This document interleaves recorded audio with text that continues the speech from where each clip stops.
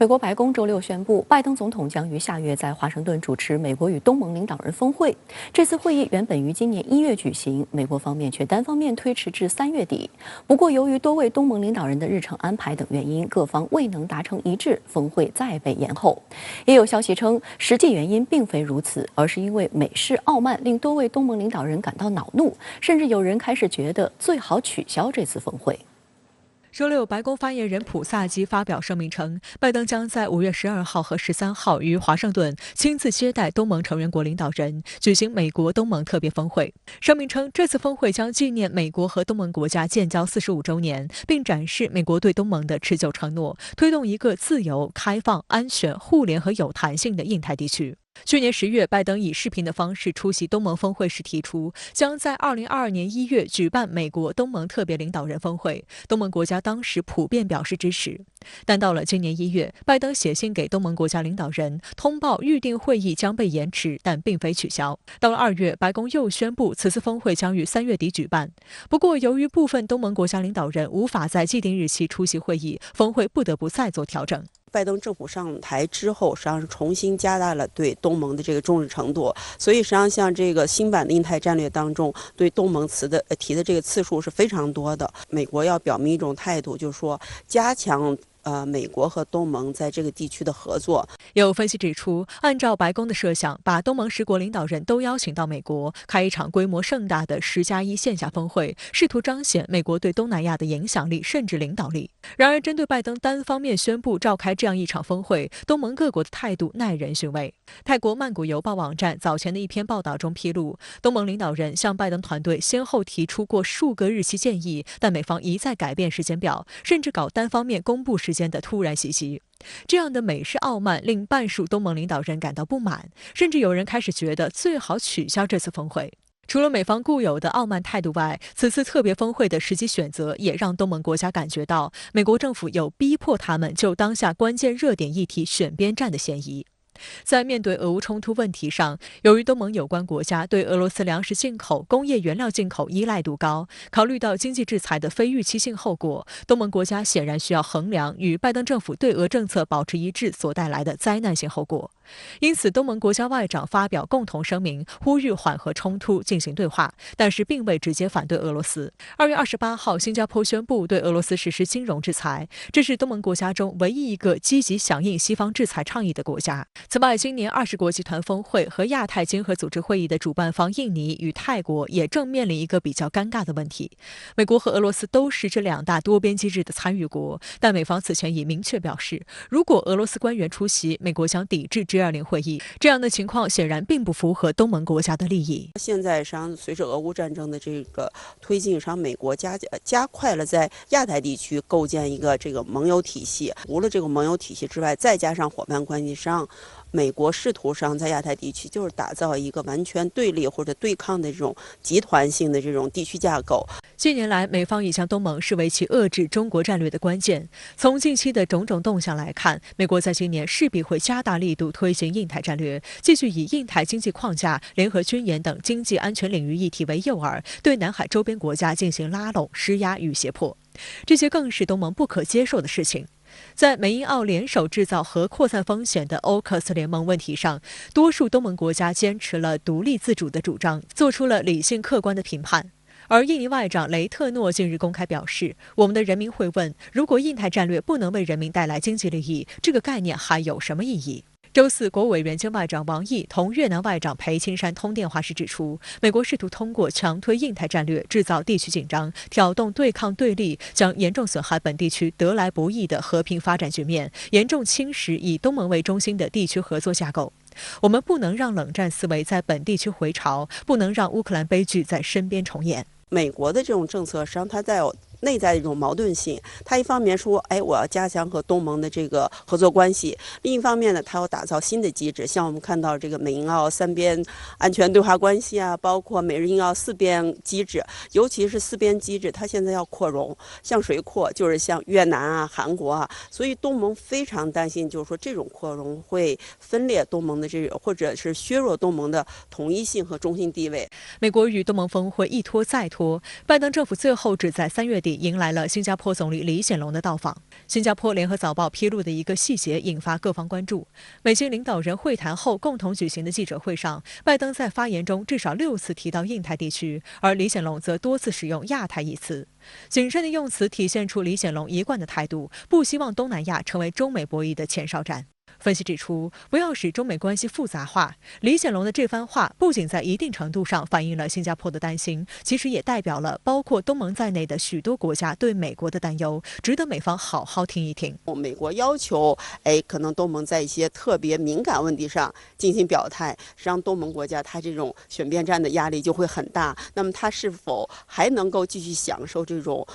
有安全、有发展这种红利？我觉得要打一个非常大的问号。所以呢，我觉得像新加坡，包括其他这个东南亚国家，对于中美在这个地区的竞争，他们上是非常焦虑和担心的。外界还注意到，新加坡总理李显龙周四在总统府召开发布会时宣布，财政部长黄循财已确定将出任新加坡下一任总理。Already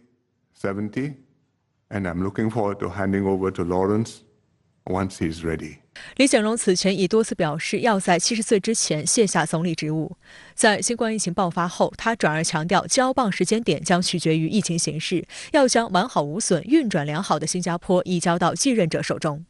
李显龙表示，下一次大选将最迟在2025年11月举行，届时是否由黄循财担任总理，率领执政党参加大选，还是继续由李显龙本人出战，胜选后再由黄循财接棒，还需要根据情况变化而定。黄循财在发布会上表示，他清楚团队最终必须获得人民的委托，他绝不会把这视为理所当然。他会同李显龙总理商量选举策略，并会努力争取新加坡人的信任和委托，为新加坡人服务。Now I will be taking on what would possibly be the biggest responsibility of my life. I am under no illusions about the demands of the job. 49岁的黄循财祖籍中国海南，出生在新加坡，2011年才进入新加坡政坛，被认为是政坛黑马。新加坡疫情期间，他作为新加坡的抗疫总指挥之一，表现沉稳，获得了新加坡国民的普遍认可。在黄循财之前，新加坡副总理和经济政策统筹部长王瑞杰也曾被推选为该国执政党第4代领导团队的领导人。但去年4月，王瑞杰宣布，由于年龄和健康原因，他将不担此任。相关话题来连线特约评论员陈斌。陈先生您好，新加坡第4代领导人公布了，那您是如何来看新加坡新领导人的使命？美西你好，新加坡呢是一个非常重要的国家，可以说呢是国小权重高，在世界外交场上扮演着重要的角色，特别呢是在东盟和美国之间，在中美之间都具有桥梁和平衡的作用。比如呢，前些天李显龙总理出访美国，就给美国呢提出中肯的忠告，给世界呢给出独特的思考问题的视角。比如说呢，他希望美国呀不要把俄乌冲突描述为民主国家和专制国家之间的冲突。他批评美国的一些人呢，把中方划到错误的一边，在国际社会呢是越来越不得人心。现在呀，世界格局呢在发生急剧的变化，俄乌军事冲突以后呢将重构国际关系。那么经济全球化会不会倒退？新冷战会不会形成？美元为主的国际支付体系会不会变化？政治会不会凌驾于经济之上？美国印太战略会不会打破东南亚的合作与和平？这些问题呢能否解决好，新加坡的意见呢都非常的重要。新加坡的站位呢也很重要。因此呢，新加坡第4代领导人的第一大挑战，或者说是第一大使命，就是能否呢扮演好东西方之间劝和劝架的作用。其次呢，是在国际格局急剧变化的年代呢，能否稳健持重地把握经济政策，发挥国际金融中心的作用，减少人民呢对政府的依赖，进一步的激发创新精神，动员人民呢为国家的进步献策献力，提升新加坡的国际竞争力。第3大使命呢是维护新加坡的多元包容精神，不仅在国际舞台上，就是在内政上呢也能够团结大众，加深与公务员队伍的合作，确保政治稳定。那么从黄循财的背景、以往的工作业绩和个人魅力来看呢，他都很令这个新加坡的民众呢有比较高的期待。那么我个人呢也认为，他呢会成为这个世界变局中稳重、坚定、德才兼备的领导人。美国总统拜登将在华盛顿接待东盟领导人，在5月中旬举行美国东盟特别峰会。您觉得美方的意图是什么呢？东盟国家会像美媒炒作的那样，在中美间选边站吗？这是一个很好的问题，也是值得认真关注的大事儿。即将呢，在华盛顿举办的美国东盟特别峰会，按照美方的说法呢，就是美国要成为东南亚强大可靠的合作伙伴。要突破外交和安全领域，在疫后复苏、气候变化、经济增长、促进性别平等、深化人与人之间的联系等各个领域呢有所发展。我个人的判断是，美国呢很可能会抛出印太经济框架，以此呢来推动美国与东南亚的全面合作。这个经济框架呢是排斥中国的，因此呢也可以说，美国要设法让东盟国家在中美之间选边站。但是呢，这个目的恐怕很难达到，因为中国呢是东盟的第一大贸易伙伴，再加上中国与东盟之间贸易互补性强、地理距离近、物流成本低、文化习俗相同等因素，双边贸易自由化程度呢是在持续的加深，“一带一路”建设也在加速的推进，这个双方呢这个抗疫合作也在不断的深化，数字经济的快速发展和合作呢也是卓有成效。正是这些因素的多层次的整合，使呢这个促进了中国东盟的经贸合作的持续增长。如果这个中国和东盟早日就南海行为准则达成一致，那么中国和东盟之间的政治、经济和安全呢都有了保障，美国呢是很难撬走东盟国家的。新加坡总理李显龙访问美国的时候呢，也对美国提出批评，说中美关系虽然以合作、竞争、对抗定义，但是呢这个美国呢在执行层面上却让对抗占据了主流。那么这种立场的合理推论就是，新加坡呢不会站在美国一方与中国对抗的，东盟国家也不会选边站，不会和第一大贸易伙伴中国对抗。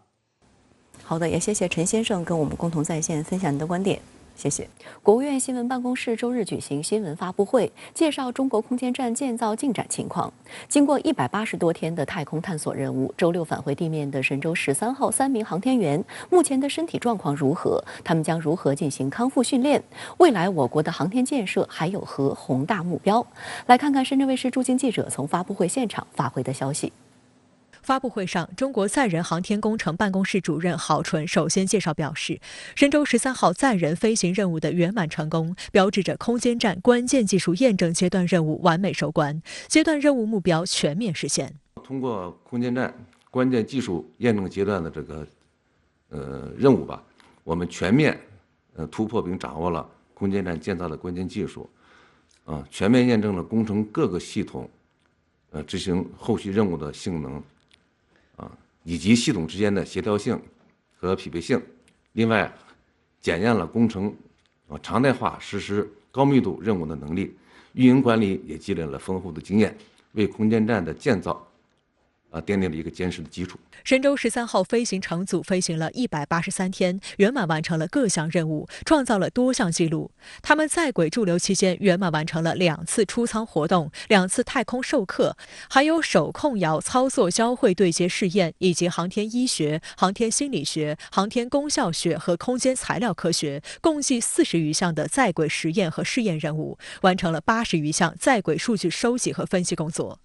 此外，还完成了大量空间站组合体平台巡检测试、设备维护照料以及物资和站务的管理工作，并实施了健康监测、在轨防护锻炼以及在轨训练和演练，完成了大量科普教育等公益视频录制，拍摄了大量图片和视频资料，获取了宝贵和丰富的资料。深圳卫视执新闻注意到，外媒也高度关注此次神舟13号的载人航天任务，并对此给予高度评价。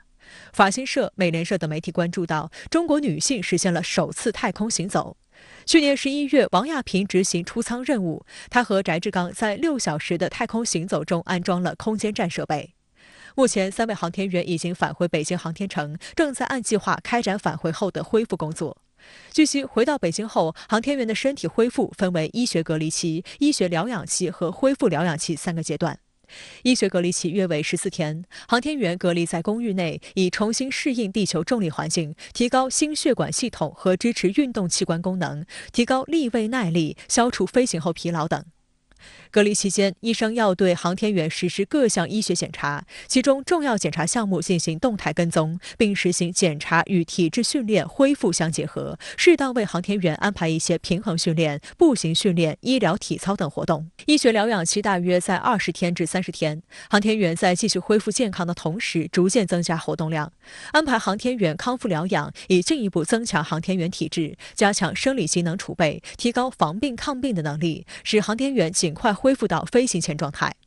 在疗养院可安排景观治疗、体能锻炼等恢复措施。康复项目一共有18类，包括穴位点按、针灸推拿、中药浴、熏蒸等手段，可以说是很有中国传统特色。另外，他们还会进行减重训练。在这期间，航天员也是与外界基本隔绝。恢复疗养期大约3个月时间，在这期间要将航天员各项生理参数恢复到飞行前的状态。3个月后，航天员如果身体情况良好，就可开始正常的日常训练。如果再次上太空，还要在1年以后重新参加选拔。会后，中国航天员科研训练中心研究员黄伟芬也向深圳卫视透露，等航天员恢复以后，会在不久的将来与公众见面。他开玩笑地说：“你们可以期待一下。”有关接下来空间站的任务表，郝纯介绍，根据任务计划安排，2022年将实施6次飞行任务，完成我国空间站在轨建造。据悉，中国空间站将在年底前正式建成，明年正式开始运营，已经确定了20个左右的合作国家，包括俄罗斯。那我们能感受到，今天这一场关于中国空间站建设的发布会呢，从媒体到发布台上的航天专家，对于未来都有着满满的期待。那从短期上来看，今年1年，从5月份开始，足足排了6项重要的空间站建造任务。特别值得注意的是，今年将发射的神舟14号以及15号载人航天飞船，将会分别搭载3名航天员，他们将在轨完成轮换。这也就意味着呢，6名航天员会有5到10天左右的太空同框期。纵观世界载人航天发展的历程，月球一直是载人航天向更远发展的一块热土。中国载人航天也将会从近地空间走向地月空间，进而迈向深空。在进行空间站研制建设的同时，我们也开展了载人月球探测的关键技术攻关和方案的深化论证。我相信呢，在不远的将来中华民族千年来长征奔月、蟾宫折桂的神话梦想将会成为现实。俄罗斯国防部称，俄军周6击落了一架载有西方国家武器的乌克兰军用运输机。同时，拜登政府官员称，向乌克兰提供的一揽子安全援助货物已经开始到达。对此，俄罗斯正式向美国发出外交照会，表示继续军援可能导致俄罗斯对美国和北约采取更激烈的回应。西方对乌军援武器的方式经历了几个阶段。在俄乌冲突爆发前，西方军援物资通过大型运输机空运到乌克兰首都基辅后，再通过陆运或空运送到前线部队。但在冲突爆发后，俄军基本掌握乌克兰制空权，空中直接运输武器的方式变得更加危险。军援大多先飞抵波兰，再通过铁路、卡车等陆路方式运送至乌克兰。比如本月6号，捷克通过铁路向乌克兰运送了 BVP-1 步兵战车和 T-72坦克，同时斯洛伐克此前也通过铁路系统连夜向乌克兰提供了一整套 S-300远程防空系统。但值得注意的是，随着战事推进，陆运方式也不再安全。俄罗斯警告称，运送外国武器的车队将成为俄罗斯军队的合法目标。更重要的是，由于车队采取化整为零的方式，减少车队数量，效率低下，因此陆路运输也变得愈发困难。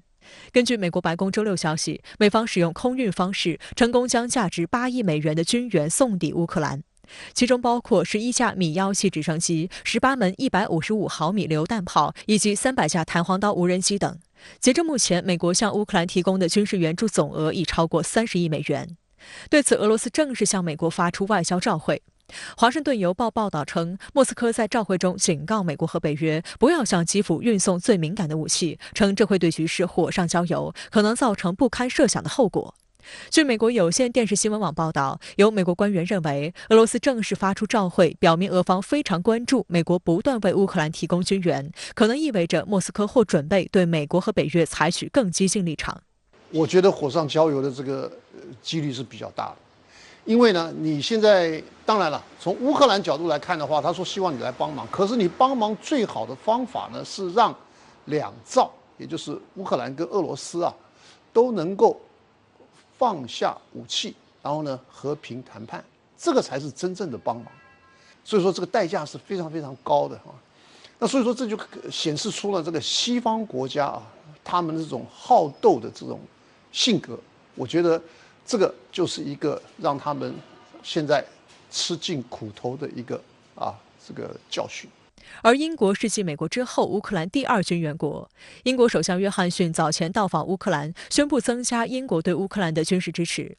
据统计，英国已经向乌克兰提供了过万枚导弹，其中包括超过4000枚反坦克导弹，总价值超过1.3亿美元。据英国《泰晤士报》周五报道称，英国特种空降部队正在乌克兰训练当地部队，主要是指导乌克兰士兵使用英国 NLAW 反坦克导弹。但英国国防部拒绝证实英国特种部队是否到访过乌克兰。在乌克兰境内来训练乌克兰的军队，其实这个是一个非常危险的行为啊！意思就是说，如果说俄罗斯真的把这种状况视为是一个这个宣战的这个行动的话，那我想这个情况会演变的这个难以预料。俄罗斯周6宣布对英国首相进行制裁，俄方公布的制裁名单包括英国首相约翰逊、前首相特蕾莎梅、现任外交大臣特拉斯和国防大臣华莱士等13人。而在包括提供军事援助在内应对乌克兰危机上，欧洲内部出现不同声音。周四，德国副总理哈贝克改变了支持向乌克兰运送步兵战车的立场，理由是德国内部在对乌克兰介入程度的问题上存在分歧，并担心西方会因此成为俄罗斯的攻击目标。值得注意的是，此前乌克兰总统泽连斯基拒绝德国总统施泰因迈尔的访乌行程，被认为在外交羞辱德国，引发德国政界和民众强烈不满。德国总理舒尔茨更是明确表示，近期不会去乌克兰了。但值得玩味的是，舒尔茨表示愿意向乌克兰提供10亿欧元的财政援助，以便乌克兰可以购买自己想要的武器。但这一决定仍受到德国多方批评。在经济领域，法国籍右翼政党总统候选人勒庞日前在接受媒体采访时表示，如果欧盟实施禁止进口俄罗斯能源，美国应该赔偿法国的损失。勒庞称，如果华盛顿成功阻止俄罗斯天然气进入欧盟国家，将导致法国人无法忍受的高额燃料开销。他认为，美国的燃料巨头们很少关心普通法国人和他们的困境，他们只对商业感兴趣，渴望从增加液化天然气出口中获利。那现在呢，这个勒庞这个候选人，那他是主张呢，说我们应该跟俄罗斯我们要用谈判代替对抗，就跟这个马克龙总统的这个做法是有点不太一样的。那这种做法，我觉得现在呢，可能还是会受到民众的这个相当的这个支持，因为你现在想想看，现在这个油价上涨，这个物价上涨，还有这个他们那边的难民要增加还有你的军费也要提升，那所以说这些东西对法国来讲，尤其你现在正在选举那对他们来讲可以说是一个非常非常沉重的一个负担跟打击。虽然欧盟在过去几周对莫斯科实施了多轮制裁，但其成员国迄今仍未能就禁止俄罗斯能源进口达成协议。与此同时，俄罗斯开通了自己的金融信息传输系统，并要求西方企业与俄罗斯交易以卢布进行结算。本月初，北约和欧盟成员国匈牙利就表示，准备向俄罗斯支付卢布购买天然气。匈牙利外长西亚尔多当时称，匈牙利购买俄罗斯天然气的付款办法不关欧盟的事。相关话题连线特约评论员石红。石先生您好，俄罗斯国防部宣称已经完全剿灭马里乌波尔市内的乌军、亚速营和外国雇佣兵，那这是否意味着俄军在马里乌波尔取得了决定性战果？目前还不能这么看，剿灭在马里乌波尔市内的乌方残存战斗人员，只是表明俄军实现了对市区的彻底控制。接下来呢，可以集中精力去啃最后的硬骨头——亚速钢铁厂。因为俄军要想完全控制马里乌波尔，必须啃下亚速钢铁厂。据外界以及俄军自己估计在亚速钢铁厂还盘踞着数千名乌军士兵、亚速营和外国雇佣兵。只有把这些乌方残存的战斗人员呢歼灭，才能够说马里乌波尔之战呢取得决定性的战果。如果俄军拿下马里乌波尔呢，那么乌克兰将失去最重要的商贸进出口的港口，乌军士气也将受到很大的影响。而俄军呢，将完全控制亚速海的海岸线，完全打通了从克里米亚到顿巴斯地区的陆上通道，并且能够将现在一分为二的东部和南部战线连成一片，俄军的士气也将得到提振。此外呢，俄军还能腾出很多兵力用到其他方向。那这样一来，俄军在战场上的主动权将会变得更大。在政治上呢，俄罗斯也可以对外说，在乌去军事化、去纳粹化呢取得重大进展，回旋空间呢也将变得更大。基于这些考虑呢，俄军必然会全力以赴啃下呢亚速钢铁厂，歼灭最后残存的乌方战斗人员。乌克兰总统泽连斯基接受采访时称，如果俄罗斯消灭马里乌波尔守军，和平谈判将就此免谈。您对此又是如何分析呢？泽连斯基的话呢，主要是对西方表决心，即乌克兰呢会和俄罗斯耗下去，不会妥协。泽连斯基很清楚西方支持他的根本目的呢，是利用乌克兰来削弱俄罗斯的国力，甚至以此呢引发俄罗斯国内发生巨变。也就是说，是战是和呢，西方不表态呢，泽连斯基做不了主；而在西方没有发话劝和，相反呢，进一步加大对乌军事援助，持续拱火的情况下呢，泽连斯基只能继续打下去，否则他将会被西方抛弃，输得一无所有。俄方对现在的形势呢，自然也是看得越来越清楚所以泽连斯基的话呢，对俄不会产生什么影响。俄方知道，泽连斯基近段时间在谈判方面的态度之所以发生重大变化，变得越来越强硬，一个原因呢是北约的援助力度空前加大，另一个原因呢是俄军在战场上呢进展缓慢。所以要想让西方减弱对乌克兰的支持力度，进而呢让泽连斯基的态度重新软化，坐到谈判桌上呢和俄方认真的进行的谈判，那俄军只能是在战场上呢取得更大的战果。俄方呢如果是按照泽连斯基的话呢，不去歼灭在马里乌波尔的乌方残存兵力，那么不仅乌方没有诚意和俄方谈判，而且呢，俄方在战场上已经取得的战果，也可能呢再度丢掉。俄国防部称，俄军在敖德萨击落一架正运送西方国家援乌武器的乌克兰军用运输机。最近美西方一直在加码对乌军事支持，那么最新事态会否影响对乌外部军援呢？这件事呢，实际上反映出俄军并没有做到对乌克兰上空的完全控制，否则乌军运输机呢根本就不敢起飞。俄罗斯空天军呢在过去这些天呢表现较差，每天只能出动几十到100架次的战机对乌军目标实施攻击，而且主要集中在乌克兰东部，对乌克兰中部和西部几乎无力实施空中遮断。结果呢，乌军不仅有战机呢时不时的起飞对俄军进行袭扰，现在呢就连毫无武装的运输机都敢起飞，向乌克兰南部呢运送武器了。而且呢，从俄军的声明来看，击落乌军运输机的不是俄军战机，而是地面防空系统。当然了，乌军运输机呢被俄军击落呢，还是会对乌军产生一定的震慑作用，很可能迫使乌军减少甚至完全放弃了用运输机的运送武器。不过呢，西方国家向乌克兰运送武器装备，以及乌方呢向前线乌军转运武器装备主要是通过了地面的通道，而非呢空中通道。而俄军呢今后仍然没有能力阻止呢地面的运输通道。一是呢俄罗斯空天军的不给力，不能从空中对地面运输通道呢进行致命打击；二是俄军地面兵力严重不足，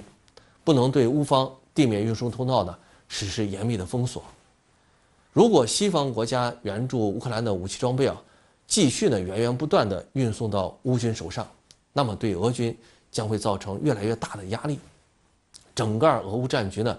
将会呈现出呢长期化的趋势，甚至呢不排除局势逆转的可能。好的，也谢谢石先生跟我们共同在线分享您的观点，谢谢。朝鲜周五迎来太阳节，今年已故领导人金日成110周年诞辰。但朝鲜当天并未如美西方预判将举行盛大阅兵式或试射导弹，而是低调庆祝。不过，朝鲜国家通讯社朝中社周日发布消息，朝鲜成功试射新型战术制导武器。朝鲜劳动党总书记金正恩观摩试射，韩国军方随后证实，朝鲜于周六下午发射2枚飞行器。不过，外界也注意到，美韩方面近期挑动半岛的紧张动作不断，双方上半年联合军演即将启动。美军林肯号核动力航母日前驶入朝鲜半岛东部海域，而后任韩国总统尹锡悦近期更将朝鲜称为韩国主要敌人。朝中社的报道没有指出该武器的具体名称或类型。韩国方面分析称，鉴于该新型战术制导武器从移动式导弹发射车上发射，其或为朝版陆军战术导弹之称的 KN-24。也有观察认为，该武器外观酷似有着朝版伊斯坎德尔之称的 KN-23导弹，或者是结合 KN-23和 KN-24技术优势的新型地对地战术导弹。美国国会研究服务局2020年的报告称，朝鲜正在研制 KN-23、KN-24、KN-25 3款新型导弹，非常相似，都是通过移动发射台进行发射的近程弹道导弹，都可用于躲避防空网络，并实施战术打击。这些导弹将对地区内部署的爱国者、宙斯盾、萨德等导弹防御系统造成打击，或将降低它们的有效性。日本政府此前的防卫白皮书也警示称，朝鲜可能在研制一种低轨道飞行的弹道导弹，可以躲避日本的导弹防御网络，并对日本本土进行核武器打击。在这个时候试验这种短程的这个导弹，我想呢，有可能它会是针对当下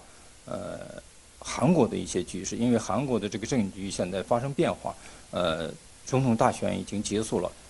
新当选的总统是属于保守派的，不属于现在的自由派。而保守派呢，对于朝鲜的政策呢，相对来说是比较强硬的。因此呢，我想朝鲜可能会在今后一段时期内，加强这种各种武器的这个试验，来回应这个韩国对它的一种强硬的这种态势吧。韩国媒体统计，这是朝鲜新年来第13次发起武力示威。朝鲜这个感到，这个美韩举行军事演习就是冲着它来的，因此呢，每次美韩军事演习举行的时候，朝鲜总会做出一些反应的措施，比如说朝鲜也可以进行一些演习或者新型武器的试验，这都使得半岛之间的这种不确定性因素上升。美国在朝鲜半岛有驻军，是吧？而且和韩国的这个军队也时不时的举行军事演习。那么在朝鲜看来，这都是对朝鲜的威胁。因此呢，朝鲜虽然它现在已经拥有了核武器，但是呢，它依然不能够放松它的这个警觉。他认为它还需要进一步加强它的武器系统的更新、换代、升级。以便呢维护它自身的安全。实际上，美韩近期动作无助于半岛稳定。美国海军林肯号航母11号驶入朝鲜半岛东部海域，这是美国航母时隔4年5个月再次进入这一海域。12号起，林肯号航母在日本海与日本海上自卫队进行联合演习。韩国联合参谋本部议长和驻韩美军司令保罗·拉卡梅拉14号又在林肯号航母上进行了会面。双方虽有定期会晤的安排，但选择在航母上进行会晤比较罕见。尹锡悦还称，会从美国同盟体系的角度处理韩日关系，不能让韩日关系恶化成为美日韩合作的致命弱点。朝鲜半岛的这个局势就是这样，随着韩国国内局势的变化，对半岛的局势也会带来不同的冲击。那么，尹锡悦上台以后，我估计会向的这个双方关系紧张摩擦增加的这个方向演变。韩联社等多家韩国媒体周日报道称，尹锡悦近期将派出韩日政策协商代表团赴日访问，代表团团长一职由国民力量党国会议员郑振硕担任。日本共同社也披露，日本政府日前已展开讨论，计划在尹锡悦5月就任后，着手重启陷入停滞的日韩高级别对话。除了强化日韩合作外，日方还考虑在应对朝鲜上实现日美韩3国的紧密合作。同时，韩国外交消息人士透露，美国总统拜登正在协调访问韩国的行程，有可能在5月下旬访日之前先访问韩国。